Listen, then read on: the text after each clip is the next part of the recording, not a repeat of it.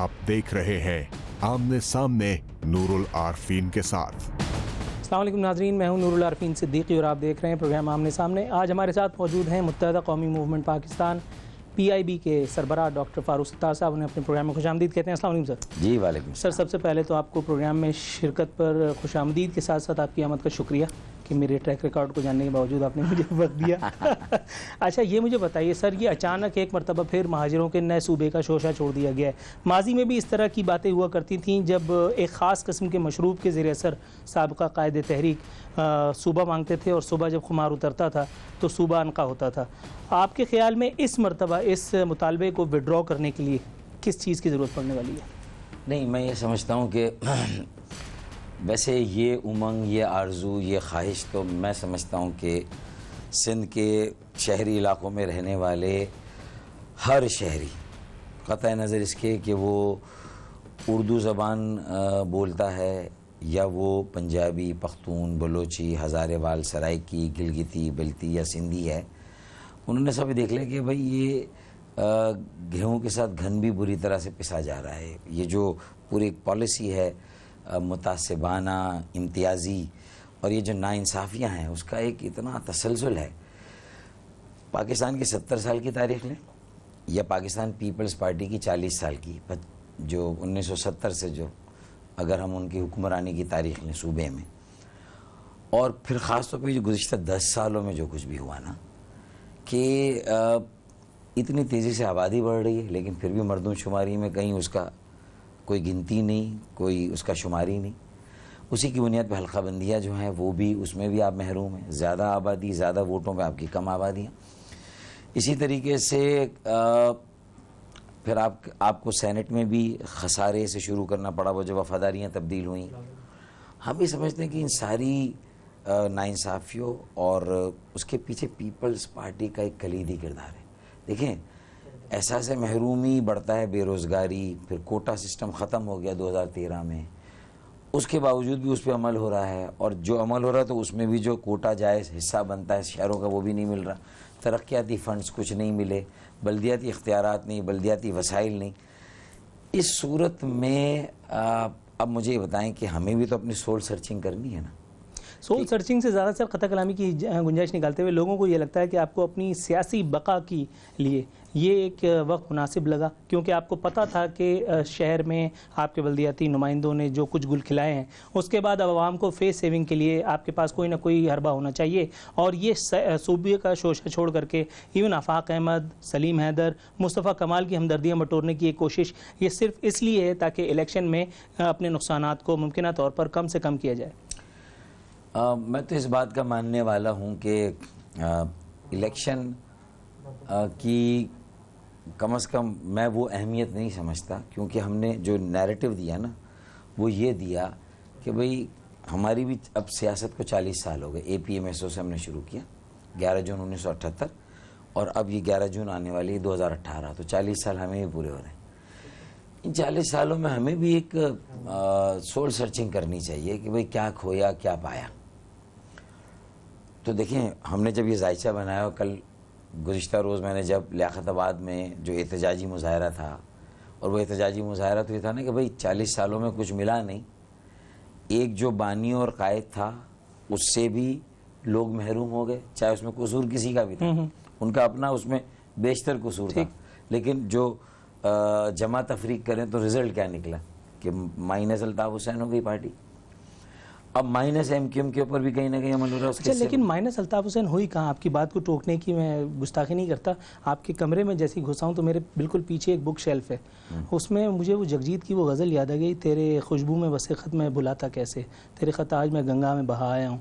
अल्ताफ़ हुसैन के कुछ खतूत नदीम नुसरत के हाथों लिखे हुए वो आपके पास पड़े हुए।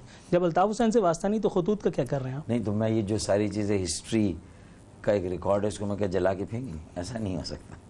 देखिए, हिस्ट्री उसको अंडू नहीं कर सकते आप। हाँ, मैंने तो 23 अगस्त से चार्ज लिया था और उस वक्त बीड़ा उठाया था, उस वक्त जिम्मेदारी उठाई थी और कहा था कि अब कहा है क़तई ताल्लुक़ तो फिर समझ लेंगे क़तई ताल्लुक़। अच्छा, कल आपने कहा कि अब कुछ लो और कुछ दो की बुनियाद पर बात होगी, متحدہ کی تو پوری سیاست کچھ لو اور کچھ دو کی بنیاد پر ہوتی رہی ہے. پہلے رحمان ملک صاحب پیپلز پارٹی، جو ایوب آپ آج گنوا رہے ہیں وہ تو بہت پرانے ہیں، لیکن اس کے باوجود بھی جب یہاں سے معاملات ہوتے تھے تو قائد تحریک کے پاس ایک پیغامبر جاتا تھا اور اس کے بعد یہاں چاہے کچھ بھی ہو وہاں پہ سیٹنگ ہو جایا کرتی تھی اور اس کے بعد پھر آپ لوگ سب وضاحتیں پیش کر رہے ہوتے تھے. تو یہ کب تک چلو تم ادھر کو ہوا ہو جدھر کی والی سیاست ہوگی؟ پہلے یہ تھا نا کہ اقتدار اعلیٰ دیا اپنے ووٹوں سے، تو پھر اس کے جواب میں اگر لالی پاپ ملی تو مطلب ہے کہ اب لالی پاپ سے ہم نہیں بہلیں گے.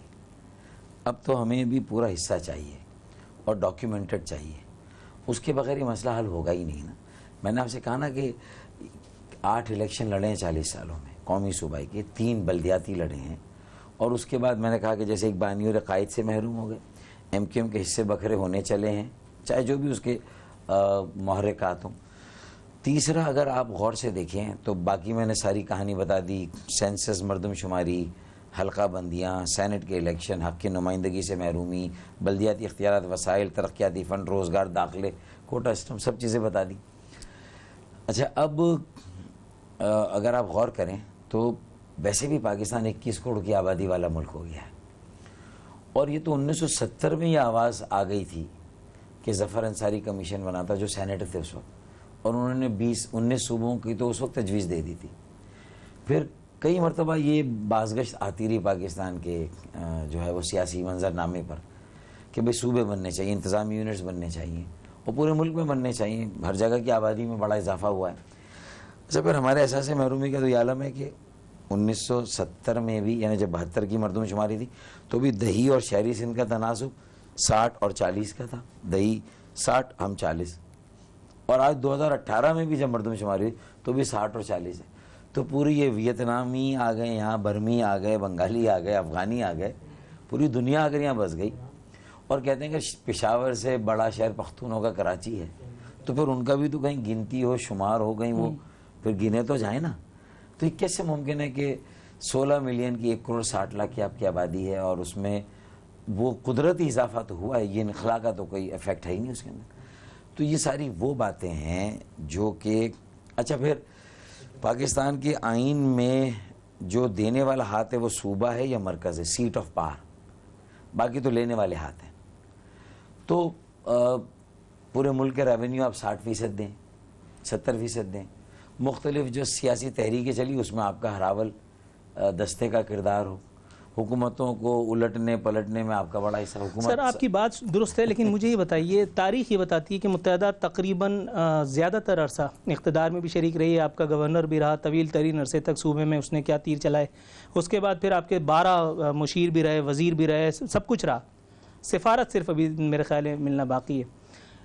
ٹریک ریکارڈ یہ ہے کہ جن لوگوں سے اس وقت شہر نہیں سنبھل رہا، اگر صوبہ بن بھی جاتا ہے، ایف ایٹ آل والی بات ہے، ابھی تو خیر دلی دور است، ابھی تو یہ صرف بیان بازی ہو رہی ہے، تو صوبہ کیسے چلے گا؟ اس طرح سے جس طرح سے وسیم اختر صاحب کراچی کو چلا رہے ہیں بیانات دے کر کے، یا فاروق ستار صاحب ان کے عیوب کو سامنے لا کر کے، وہ بھی اس وقت کہ جب اپنے معاملات ہوتے ہیں، اور اس کے بعد پھر فاروق ستار صاحب ان کو ڈیفینڈ کرتے ہیں، جبکہ شاہد پاشا آن ریکارڈ ہیں جو انہوں نے ٹی وی پر چلا کر کے کہا تھا کہ ان سے شہر میں جھاڑو نہیں دلتی. اور اس کے بعد پھر میں نے آپ کو ٹی وی پہ آ کے دیکھا کہ آپ نے کہا کہ میں وسیم اختر کے 9 ارب روپے کا جواب دوں گا. یہ تو عجیب تضاد بھری سیاست ہے آپ کی. دیکھیں پہلا آپ کا اس سوال کا پہلا حصہ تھا کہ جن سے شہر نہیں سنبھلتا وہ صوبہ کیا سنبھالیں گے. نہیں، اس کی ایک جھلک ہم دکھا چکے ہیں. جب صدر پرویز مشرف صاحب کے زمانے میں ایک خود مختار، با اختیار، مؤثر مقامی حکومت اور بلدیاتی نظام تھا، اور اس میں وسائل بھی ہمارے حصہ بقدر جو کراچی کو کچھ نہ کچھ ملا تھا، تو ہم نے کچھ کر کے بہرحال دکھایا تھا نا. تو وہ مثال ہے کہ ایک اچھی گورننس ہے، کم سے کم کرپشن ہے، تھوڑی فوکسڈ ہو کے ایک ترجیحات طے کر کے اگر آپ کریں ایک منصوبہ بندی، تو آپ نکاسی آب اور پانی کا مسئلہ بھی ٹھیک کر سکتے ہیں، کچرا بھی اٹھا سکتے ہیں، کچھ سڑکیں بنا سکتے ہیں، برساتی نالے بن سکتے ہیں، کچھ نالے صاف ہو سکتے ہیں، انکروچمنٹ بھی کچھ تھوڑی بہت ریموو ہو سکتی ہے، کچھ اچھے منصوبے پروجیکٹ بھی بن سکتے ہیں، پبلک پرائیویٹ پارٹنرشپ. تو مطلب یہ ساری باتیں، ایک ویژن جو ہوتا ہے نا، میں آپ کو یقین دلاؤں کہ ایک شہری پڑھی لکھی اور جسے کہنا چاہیے کہ متوسط طبقے کی جماعت کا ایک ماڈل صحیح معنوں میں ہونا چاہیے، ایک آئیڈیالوجی کے ساتھ، ایک منشور کے ساتھ، وہ تو ایم کیو ایم کے پاس ہے. اور 22 اگست سے پہلے بھی تھا جب الطاف صاحب نے یہ نعرے لگائے تھے، اور اس زمانے میں جب پرویز مشرف صاحب کے زمانے میں موقع ملا تو مصطفیٰ کمالی میئر سے ہی، لیکن اس زمانے میں ہم نے کچھ نہ کچھ تو کمال دکھایا تھا. تو پھر صوبہ بھی اگر جو 18ویں ترمیم میں اس کو اختیار ملا ہے نا، اگر اس اختیار کے ساتھ کوئی ہمیں یہ جو صوبہ ملتا ہے جنوبی سندھ صوبہ، تو میرے خیال میں ہم میں یہ پوٹینشیل ہے پیپلز پارٹی کے مقابلے میں. یہ صوبہ کیسے لیا جائے گا؟ آپ کا منہ دوسری طرف ہے، مصطفیٰ کمال کا دوسری طرف ہے، آفاق صاحب کا دوسری طرف ہے، سلیم حیدر صاحب کو آپ کسی بھی طرف شمار کر لیں، اس سے کوئی فرق نہیں پڑتا. یہ 1.5 اینٹ کی مسجد بنے گی تو کیسے؟ کیونکہ سب لوگوں کے قبلے تو الگ ہیں. نہیں، پوری مسجد تو یہی ہوگی. باقی جو 1.5 اینٹ کی مسجدیں اس میں سے نکلی ہیں وہ آج نہیں تو کل واپس آئے گی. صبح کا بولا شام کو واپس آ نہیں جائے سر، گی. 3 مہینے زیادہ عرصہ ہو گیا، کتنی شامیں آئی ہیں اور چلی گئی ہیں. پھر آپ جا کر کے بھی بیٹھے ہیں وہاں پہ، آپ نے نو ڈاؤٹ اپنی وسعت قلبی کا بھی مظاہرہ کیا، سب کچھ کیا. کبھی لوگ کہتے ہیں کہ آپ نے معصومیت کا مظاہرہ کیا، لیکن وہاں سے فلیکسیبلٹی نہ پہلے تھی نہ اب ہے. صرف یہ ضرورتوں، مصلحتوں، منافقتوں کا کھیل چلتا چلا جا رہا ہے اور اب ہم الیکشن کے دروازے پر ہیں. میرے خیال میں کل جو ہم نے آواز لگائی نا، اس میں ہم نے یہ بھی کہا کہ ہمارا قبلہ بھی متعین ہونا چاہیے، ہماری سمت کا تعین ہونا چاہیے. اگر ہم نے یہ کام نہیں کیا تو اب ہمیں یہ 2018 کے الیکشن میں مہاجروں سے پھر ووٹ مانگنے کا حق نہیں. ہم انہیں یہ کہیں کہ ہم صرف بھائی چارے کے لیے، صرف امن کے لیے، صرف سندھ کو دکھاوے کے طور پر کہ ایک ہے، متحد ہے، ہم یہ کہتے رہیں کہ ہمیں صوبہ نہیں چاہیے، ہم اسی تنخواہ میں کام کریں گے، ہم خوش ہیں.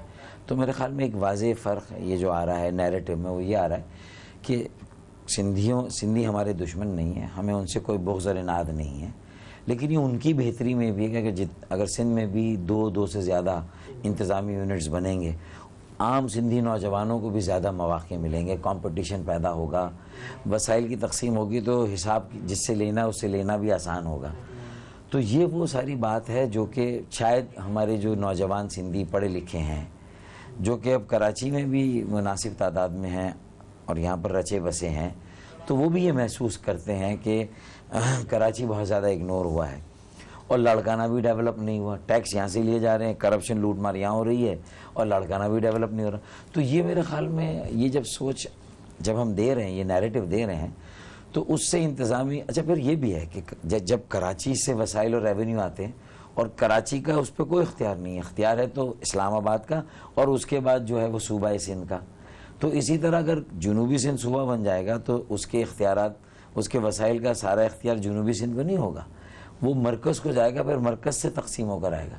اور اس میں جو شمالی سندھ صوبہ نکلے گا اس کے اپنے وسائل اور اپنے اختیارات ہوں گے نا، لیکن ملے گا کتنا؟ آبادی کے حساب سے تو ملے گا. یہ تو فیصلہ آنے والا وقت کرے گا کتنا ملے گا. ناظرین، یہ وقت ہے پروگرام میں ایک مختصر سی کمرشل بریک کا. بریک سے واپس آئیں گے تو ڈاکٹر فاروق ستار سے کچھ مزید سوالات کریں گے.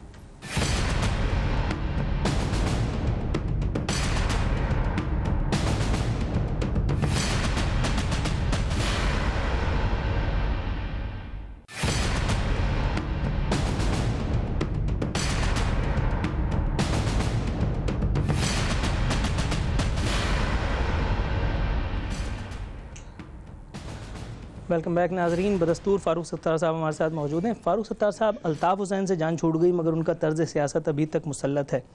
مراد علی شاہ کی تنقید، شہر میں جنوبی صوبے کی وال چاکنگ اور بینرز آویزاں، اس کے علاوہ سوشل میڈیا پہ، فیس بک وغیرہ پہ جس قسم کے نازیبا میسیجز وائرل کیے جا رہے ہیں، باقاعدہ الا معاذ اللہ لعنت دی جا رہی ہے پیپلز پارٹی کی اعلیٰ ترین قیادت کو، ان پرٹیکولر مراد علی شاہ صاحب کو.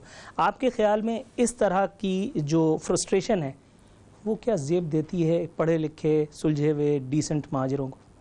دیکھیں، میں تو یہ کہتا ہوں کہ 2 wrongs do not make a right نا، کہ بھائی اگر کوئی اور غلط کر رہا ہے، بد تہذیبی کر رہا ہے، ناشائستہ نازیبا الفاظ استعمال کر رہا ہے، تو ظاہر پھر یہ کم از کم ہماری تہذیب نہیں ہے، ہماری تعلیم و تربیت اس بات کی اجازت نہیں دیتی. تو میں تو بڑی سختی کے ساتھ اس بات کی ممانعت کرتا ہوں، پابند کرتا ہوں اپنے ساتھیوں کو، کارکنوں کو کہ ایسا نہیں کرنا چاہیے. لیکن یہ سوشل میڈیا بھی ایک ایسی وبا ہے، ایک ایسی بیماری ہے کہ ہر آدمی سمجھتا ہے کہ اس کی کوئی اہمیت ہے، وہ بھی کہیں گنا جا رہا ہے، اس کو بھی ایکنالج کیا جا رہا ہے، اور وہ اس میں ایک دوسرے سے سبقت لے جانے کے لیے بھی کرتے ہیں. اور پھر اس میں اگر پارٹیوں کا اگر آپ کمپیریزن کریں تو پی ٹی آئی نے تو اس میں ایسے ریکارڈ بنائے ہیں کہ وہ جتنا خود وہ تعلیم، تربیت، تہذیب کی بات کرتے ہیں تو سارے ریکارڈ وہیں آ کے سب سے زیادہ انہوں نے ایم کیو ایم میں بھی اگر جو لوگ کر رہے ہیں پہلے بھی کرتے تھے، جب 22 اگست سے پہلے اب بھی کر رہے ہیں، میری کوشش ہے کہ بہادر آباد اور ہمارے درمیان بھی جو ناچاکی یا عدم اتفاق ہے اس پر بھی یہ بدتمیزی نہیں ہونی چاہیے. اور پیپلز پارٹی کے ساتھ بھی ہم نے اتنا کہہ دیا کہ بھئی ہم تو اس سوچ کو برا سمجھتے ہیں کہ اگر کوئی نفرت ہے، حقارت ہے اور تعصب ہے تو وہ ایک بیج ہے جو آپ بو رہے ہیں، اور اس میں سے ہم محبت کے درخت نکالیں گے، محبت کے پھل نکالیں گے کتنے عرصے تک. اچھا، مراد علی شاہ نے وہاں سے ایک بات کی، سی ایم ہیں، وہ ہیڈ تھے، انہوں نے ایک بات کی، آپ نے اسمبلی میں کھڑے ہو کر کے فلور آف دا ہاؤس اس کا جو جواب دیا اس جو بھی تھا، لیکن بہرحال برابر کا مقابلہ تھا. اس کے بعد پھر وہی چے پدی کا شوربہ، پھر وہی سوشل میڈیا کا استعمال کر کے M Q M P I B اور M Q M Bahadurabad کے کچھ لوگوں نے اپنی ویڈیوز بنا کر کے اور پھر وہی ساری فرسٹریشن نکالنے کی بھی کوشش کی. اس کے بعد پھر ایک بہت میرے محبوب رہنما ہیں فیصل سبزواری، 1.5 کروڑ روپے کی ان کے پاس مہاجروں کے حقوق کی نگہبانی کے لیے، میں پچھلے دفعہ بھی سوال کر چکا تھا، ان کے پاس ہے بلٹ پروف گاڑی، اللہ ان کی زندگی کو اور ان کی گاڑی کو دونوں کو سلامت رکھے. تو وہ بھی امیتابھ بچن والی اداکاری کرتے پائے گئے کہ ایسی سیاست پہ لعنت، اور اسی سیاسی لعنتی سیاست کا کردار وہ کب سے ہیں. تو آپ کے خیال میں اگر ہماری سیاست ود آل ڈیو رسپیکٹ لعنت زدہ نہیں ہوتی ہے سیاست کا کچھ حصہ، تو ان جیسے لوگ یا یہ جو چے پدی کا شوربہ والی بات ہے، ان کو زیب دیتا تھا کہ آپ کیوں مراد علی شاہ کے مقابل آ کر کے کھڑے ہونے کی جرات کریں؟ ہاں، جو قومی اسمبلی میں جواب بنتا تھا یا وہ میں نے دے دیا. اس کے جواب میں خورشید شاہ نے بھی کچھ حدود سے تجاوز کیا. اس میں یہ ہو جانا چاہیے تھا کہ یہ بس یہ بتایا جائے کہ صوبہ، ہمارے دل میں صوبے کی امنگ، خواہش یا ضرورت اس لیے محسوس ہوئی ہے کہ آپ نے ہمیں مجبور کیا، اور ہم صوبہ یہ نہیں بنا رہے بلکہ آپ ہمیں مجبور کر رہے ہیں کہ ہم اس طرف جائیں. مطلب میرے خیال میں لاجک سے بات کریں تو بہت کچھ آپ کے پاس ہے اور لوگ آپ کی بات کو آسانی سے مانیں گے. یہ تو اس لڑائی جھگڑے میں جو جہاں دھول اڑے گی تو یہ پتہ نہیں چلے گا کہ آپ کی بات کیا ہے، اصل آپ کہنا کیا چاہیں، بات ہی نہیں کمیونیکیٹ ہوگی. اس میں تو گالم گلوچ میں کچھ بھی نہیں ہوتا. تو میں بھی اپنے کارکنوں سے، اپنے حامیوں سے، ان مہاجروں سے جن کے آباء و اجداد نے یہ ملک بنایا تھا اور بہت قربانیاں دی ہیں، ملک بنانے سے پہلے بھی، ہجرت کے دوران بھی، ملک بنانے کے بعد بھی، مشرقی پاکستان میں ملک بچانے کے لیے بھی، میں ان سے خاص طور پہ یہ کہوں گا کہ وہ جو ہے وہ اپنی تہذیب کا دامن ہاتھ سے نہ جانے دیں اور بات لاجک سے کریں، دلائل سے کریں، اور ان کی بات اتنی وزنی ہونی چاہیے کہ اس کو اس کی میرٹ پر لیا جائے، اس کو تسلیم کیا جائے. یہ ہونا چاہیے. یہ ہمارا طریقہ نہیں، ہمیں یہ نہیں کرنا. مصطفیٰ کمال صاحب بتا رہے تھے کہ وزیر اعلیٰ سندھ الیکشن میں جو ہے وہ ان کا ہوگا. آپ نے کوئی سوچ رکھی کون سا عہدہ آپ کے پاس ہوگا، آپ کے لوگوں کے پاس ہوگا؟ اگر ہم الیکشن پہلے تو یہی سوال ہے کہ متحدہ کا انتخابات میں حشر کیا ہوگا، اس کی بات کیا. پہلی بات دیکھیں، ہمیں تو لوگوں کے جو تاثر ہے اسی کو رد کرنا ہے اور ثابت کرنا ہے کہ بھئی یہ ووٹ بینک اتنا سیانہ، اتنا سمجھدار ہے کہ چاہے بلاول بھٹو زرداری آ کے ٹنکی گراؤنڈ پہ ڈسٹرکٹ سینٹرل میں جلسہ کر جائے، آپ کی پچ پہ کھیل جائیں، ہاں میری پچ پہ کھیل جائے، یا عمران خان ملیر کے RCD گراؤنڈ پہ آ کے کوئی جلسہ کر جائے، ٹھیک ہے نا. عمران خان تو جلسہ آ کے کر سکتا ہے اور لوگ اس کے لیے آ بھی جائیں گے. یہ شہر کی دل نوازی بھی ہے کہ وہ سب کے جلسوں میں جاتے ہیں لیکن انہیں پتا ہے کہ ووٹ کس کو ڈالنا ہے، تو وہ ووٹ تو MKM پاکستان کو ہی ڈالیں گے. ہاں یہ صحیح ہے کہ اس وقت ہماری آپس کی اس چپکلش کی وجہ سے جو لوگوں میں کنفیوژن ہے ان کا بڑا دباؤ ہے. ووٹ کیوں ڈالیں گے؟ کیونکہ ڈاکٹر فاروق ستار نے پھر کہا تھا کہ میں الیکشن میں حصہ نہیں لے رہا. اب اس وقت کا اسٹینڈ کیا ہے وہ تو آپ مجھے بتائیں گے، اور کل آپ کا اسٹینڈ کیا ہوگا؟ دیکھیں، میں نے تو یہ فیصلہ کیا ہے کہ جو میری پہلی اٹیچمنٹ ہوگی وہ تو یہی ہوگی کہ 11 الیکشن کے نتیجے میں اگر ہمیں کچھ نہیں ملا تو یہ 12واں الیکشن اگر ہم لڑیں تو بہت سوچ سمجھ کے لڑیں کہ کیا اس کے نتیجے میں ہم کچھ لوگوں کو دے سکیں گے. کیا یہ الیکشن ہی کافی ہے مہاجروں کو ان کے اور سندھ کے شہر میں رہنے والوں کو ان کے حقوق دلانے کے لیے، یا اس الیکشن کے علاوہ بھی ہمیں کوئی بیانیہ، کوئی حکمت عملی، کوئی پروگرام وضع کرنا پڑے گا. اور ووٹر سے بھی یہ کہنا ہے کہ صرف اب ووٹ نہیں چاہیے، ووٹ کے بعد کوئی تحریک چاہیے، کوئی موبلائزیشن چاہیے، کوئی 10 لاکھ لوگوں کا مزار قائد ایم اے جناح روڈ پر دھرنا چاہیے کچھ دنوں کے لیے. اور اس کے عوض اس کے بعد اگر وہ صوبے کی بات کرتے ہیں، اپنے اختیارات کی اور وسائل کی بات کرتے ہیں، تو میں سمجھتا ہوں کہ یہ اونٹ کسی کروٹ بیٹھ سکتا ہے. ورنہ لوگ آپ لوگ جب کرٹیسائز کرتے ہیں ہمیں تو صحیح کرتے ہیں کہ پھر لوگ ہمیں ووٹ کیوں دیں جب یہ کیفیت ہو کیونکہ سب جاتی نے ہے, مل کے صورتحال ہو کنفیوز جاتی کیا ہوا ہے نا. لوگ ڈاکٹر فاروق ستار کو ووٹ دیں, عامر خان بہادر آباد کو ووٹ دیں, یا مصطفیٰ کمال کو ووٹ دیں, یا وہاں آفاق احمد کو ووٹ دیں, اور آپ لوگوں کا کوئی اجتماعیت, کوئی مل بیٹھنے والی کوئی چیز وہ نظر نہیں آ رہی. میں یہی کہنے کی کوشش کر رہا ہوں کہ میں الیکشن لڑوں نہ لڑوں, بہادر آباد لڑے, پی آئی بی لڑے, ہم مل کے لڑے, یہ ایک بالکل اہم بات ہے. الیکشن بالکل اب سر پر ہیں. بہادر آباد کے لیے آپ نے بہت ساری چیزیں قربان کی, ایون کامران ٹیسوری صاحب کی بھی قربانی عارضی طور پر وہ آپ نے دی. ایک تو یہ بتائیے گا کہ یہ قربانی مستقلاً دوبارہ نہیں دے دی جائے گی یا عارضی طور پہ دوبارہ نہیں دی جائے گی, اس بات کی کیا گارنٹی ہے کامران ٹیسوری کی؟ اور دوسرا کہ بہادر آباد کو اپنائیت دکھانے کے لیے, ان کی خلوص, ان کی وفا اپنی پاس لینے کے لیے آپ سب کچھ کر گزرے, لیکن رزلٹ اب تاحال آپ کے پاس نہیں آیا. کیا چیز ہوگی کہ جس سے ان کا دل پسیج جائے, یا ان کو مطلب شامت اعمال لے آئے آپ کی طرف, یا کوئی بھی ایسی چیز کہ کم از کم وہ جو ایک اردو بولنے والا مہاجر ہے جو میری تنقید سن سن کر کے فرسٹریٹ ہو چکا ہے کہ میں مسلسل جو ہے وہ کرٹیسائز کر رہا ہوں کیونکہ مجھے کوئی اور راستہ نظر نہیں آ رہا. میں یہ سمجھتا ہوں کہ میں نے تو ساری شرائط اور سازشوں کے تمام فارمولے ایک طرف رکھ دیے اور لوگوں کی خواہش کو سامنے رکھتے ہوئے میں چلا گیا, اور ہم نے ایک جلسہ کر لیا اور اس یقین اور امید پہ گیا کہ کم از کم وہ جو ان کی پیشکش رہے گی 5 فروری کی پوزیشن پر, وہ میرے ساتھ دوبارہ کام کریں گے اور مجھے اپنا بڑا مان کر میری ٹیم کا حصہ بن کر میرے ساتھ چلیں گے. میں اس مفروضے اور ایزمپشن پر میں گیا, اور جلسے سے پہلے 5 مئی سے پہلے اور جلسے کے 5 مئی کے بعد 2 بار, لیکن اس میں یہ عقدہ کھلا کہ انہوں نے کوئی 2 نئی شرائط رکھ دی ہیں کہ وہ سربراہ تو ہوں میں اور مجھے وہ مان بھی لیں گے, لیکن ٹکٹ دینے کے اختیار جو دستخط سے ہوتا ہے وہ مجھے دینے کے لیے تیار نہیں ہے. اور دوسرا انہوں نے یہ کہہ دیا کہ پارٹی بھی کسی اور کے نام سے رجسٹر ہوگی. یہ قطعی عجیب اور نامناسب بات معلوم ہوتی. پوری دنیا میں سیاسی جماعتوں میں ایسا نہیں جو اختیار موروثی اور کسی عہدے کے ساتھ جڑے ہوئے ہوتے ہیں ان کو بھی الگ کر دینا, تو میں سمجھتا ہوں یہ اگر پھر وہ مجھے قبول کرتے یا مانتے ہیں تو پھر مکمل عدم اعتماد کے ساتھ وہ یہ بات کر رہے ہیں. تو پھر میں سمجھتا ہوں کہ اس کے بعد پھر وہ ٹیم ورک اور ٹیم کے طور پہ کام کرنا اور چلنا ہی تو آسان نہیں ہوگا. تو میں نے اسی لیے پھر ابھی تک معذرت کی ہے کہ اگر یہ اب اگر اور مگر یا اس شرائط آتی ہیں تو یہ جائز بھی نہیں ہے, مناسب بھی نہیں ہے اور غیر منطقی ہے, اور اس کا کوئی یہ ہونا نہیں چاہیے. لیکن ایسا ہے تو میں نے فی الحال یہ کہا کہ ٹھیک ہے آپ لڑ رہے ہیں الیکشن, رابطہ کمیٹی بھی آپ کے پاس ہے, کنوینر بھی آپ کے پاس ہے. اسلام آباد ہائی کورٹ کیا فیصلہ دیتی مجھے نہیں پتا, کب فیصلہ دے گی یہ مجھے نہیں پتا, لیکن ایک اور بھی مرحلہ ہے جو اہم ہے, اور وہ الیکشن کمیشن آف پاکستان نے مجھے بھی بلایا ہے اور خالد مقبول بھائی کو بلایا ہے 29 مئی کو, اور اس میں جو سربراہ کے طور پر کس کو سمبل دیا جا رہا ہے اس کا تعین ہو جائے گا. ناظرین, ڈاکٹر فاروق ستار صاحب ہمارے ساتھ موجود ہیں. یہاں مختلف پروگرام میں ایک مختصر سی کمرشل بریک پہ جانے کا.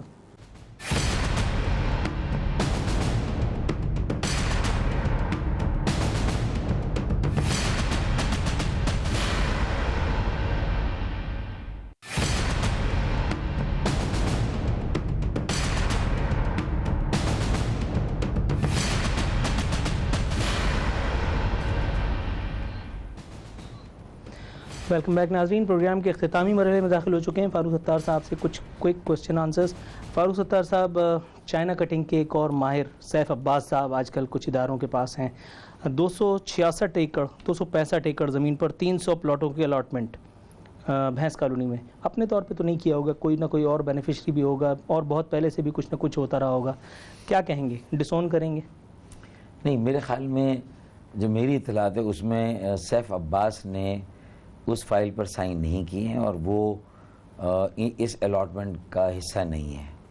ان کے جو جونیئر کوئی ڈائریکٹر تھا اس نے ذمہ داری لی اور اس نے یہ سائن کیا. اب کس کے کہنے سے کیا ہے, اس کے بینیفیشری کون ہے, تو پوری تحقیقات ہونی چاہیے. یہ تو ہم اس میں اتنا زیادہ کوآپریٹ کرنے کے موڈ میں ہیں, حق میں ہیں, اور ہم چاہتے ہیں کہ ساری چیزیں جو ہیں وہ واضح طور پر یہ معلوم ہو جائے کہ چند افراد کے عمل کی ذمہ داری ایک پورے اجتماع پر نہیں ڈالی جا سکتی، ایک تمام کارکنوں اور ذمہ داروں پر نہیں ڈالی جا سکتی۔ اب یہ ایک عجیب سی خبر ہے، لیکن ایک مستند اخبار میں چھپی ہے کہ فاروق ستار کے لیے جعلی ووٹ ڈلوائے، رئیس مما کا انکشاف۔ سابق گورنر سندھ ڈاکٹر عشرت العباد نے لینڈ گریبنگ چائنا کٹنگ کی ہدایت کی۔ چائنا کٹنگ میں ملزموں کے ساتھ اس وقت کے MP شکیل عمر اور آصف حسنین شامل رہے۔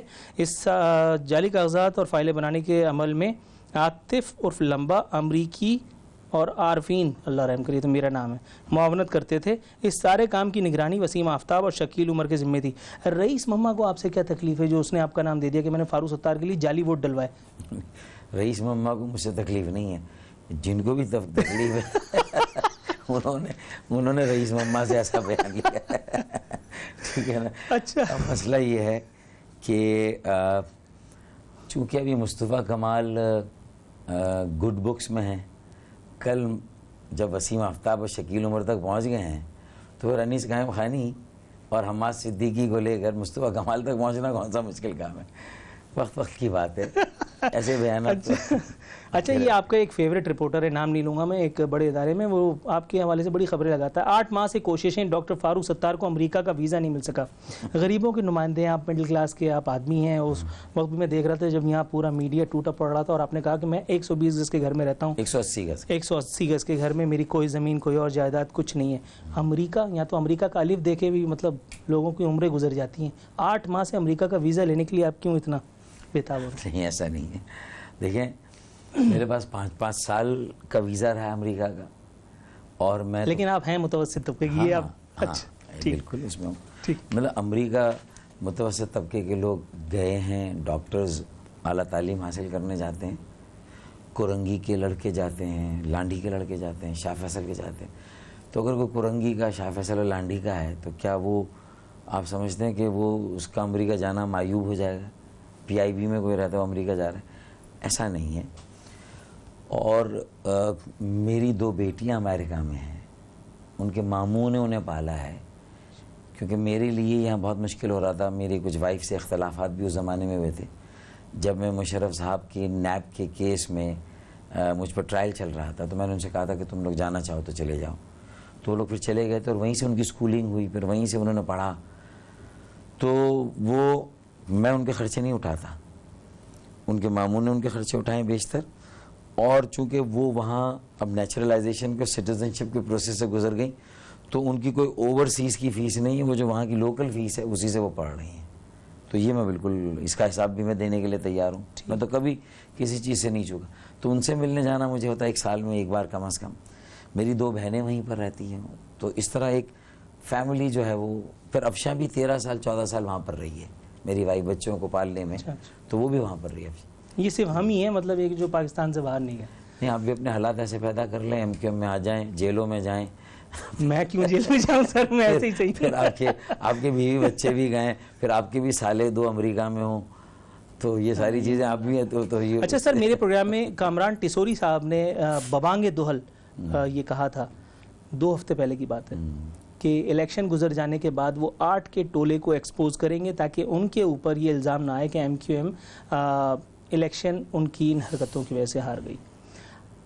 آپ سے میں یہ پوچھنا چاہ رہا ہوں کہ میرے ویورز کو اگر آپ کوئی ایشورنس دیں تو میرے لیے کوئی بریکنگ نیوز بھی بنے کہ آپ، کیونکہ آپ بہت ماشاءاللہ آپ کی ایکسپرٹیز ہیں، آپ بات گول کر دیتے ہیں، مجھے کلیئر جواب دیجیے گا۔ ہاں، چورنگی گھما دیتے ہیں آپ، مجھے اسٹریٹ جواب دیجیے گا کہ آپ 8 کے ٹولے کو انتخابات میں جو کچھ بھی ہوتا ہے آپ ایکسپوز کرنے کے لیے تیار ہیں کسی بھی فورم پہ، کسی بھی پروگرام میں، کسی بھی چینل پہ، تاکہ جو کچھ ہوا ہے مہاجر قوم کے ساتھ، مہاجر قوم کے نام نہاد مسیحاؤں نے اس کے ساتھ جو کچھ کیا ہے، لینڈ کروزرز تک پہنچے ہیں، وہ جن کو پھٹ پٹی موٹر سائیکل بھی نصیب نہیں تھی، ان کے جو ہے چہرے مہاجر قوم دیکھ سکے، تاکہ ہم جیسے اینکروں کا کچھ بھلا بھی ہو سکے، اور ہماری جو ایفرٹس ہیں وہ لوگوں کے سامنے آئیں کہ ہمیں بغض معاویہ نہیں ہے، ہم صرف حقائق کو سامنے لانا چاہتے ہیں۔ دیکھیں، 8 کا ٹولہ تو ایک استعارہ ہے نا اس وقت، تو اگر آپ اس کو سمجھیں، اصل حقیقت تو یہ کہ احتساب کا ایک بھرپور عمل ہونا چاہیے پارٹی کے اندر، جس میں اگر میں نے یہ کہا کہ میں کارکن بن کے کام کروں گا تو باقی کارکنوں کے ساتھ مل کے یہ دباؤ پارٹی کے اندر ضرور قائم ہوگا کہ رابطہ کمیٹی کا بھی ایک رکن اور جو لوگ اب امیدوار بنیں گے اور الیکشن لڑیں گے ان سب کے گوشوارے MQM پاکستان کی ویب سائٹس پر آنے چاہیے, ڈسپلے ہونے چاہیے ان کے پاس کیا ہے. اور یہ بہتر ہے کہ گزشتہ 5 سال پہلے کیا تھا اور اب کیا ہے, یا 10 سال پہلے کیا تھا اب کیا ہے, یا جب پارٹی میں آئے اس وقت وہ کیا تھے اور اب کیا ہے. یہ ساری باتیں بالکل آنی چاہیے. میں اس کے پورا مکمل طور پر حق ہوں. تو اسی لیے میں کسی 8 کو یا 16 کو میں آئیڈینٹیفائی الگ سے نہیں کروں گا, میں تو ایک جنرل پالیسی کی بات کروں گا. دوسری بات یہ کہ پارٹی میں اگر یہ احتساب کا نظام قائم نہیں ہوگا نا ہر پارٹی میں, تو یہ نیب ویب صرف اسی لیے استعمال ہوں گے کہ جب ضرورت ہوگی تو سیاسی مخالفین کے خلاف اس کو استعمال کیا جائے گا. اور نیب سے احتساب نہیں ہوگا جب تک کہ پارٹیاں اپنے اندر خود کوئی اصلاحات اور احتساب کا عمل جاری نہ کریں. تو میں تو اس بات کا قائل ہوں. دوسری بات یہ کہ اگر میں اپنی پارٹی میں احتساب کی بات کر رہا ہوں تو پھر مجھے ایک بڑی ذمہ داری یہ بھی اٹھانی ہے کہ میں بھلے 9 ارب روپے کا وسیم اختر بھائی کا حساب میں دوں گا اور ان سے لے کر ہی دوں گا, تو میں ان سے لوں گا یہ حساب اور دوں گا, لیکن پھر 1500 ارب سے زیادہ کے جو ترقیاتی فنڈ آئے وہ کدھر گئے؟ تو پیپلز پارٹی کو بھی تو اس کا حساب دینا ہے. آپ نے پھر چورنگی گھما دی. ناظرین یہ ہیں فاروق ستار صاحب. بہرحال کوشش کی ہے ان سے بہت سارے سوالات کا جواب لینے کی, تسلی پر جواب لینے کی, اور اپنی حدود و قیود میں رہ کر کے ان کو لیول پلینگ فیلڈ دینے کی. کس حد تک میری اس ایفرٹ سے آپ مطمئن ہیں؟ ڈاکٹر صاحب تو کافی مطمئن نظر آتے ہیں. اس کا فیصلہ آپ پر چھوڑتے ہوئے نور العارفین صدیقی اور آمنے سامنے کی ٹیم کو اجازت دیجیے. فی امان اللہ.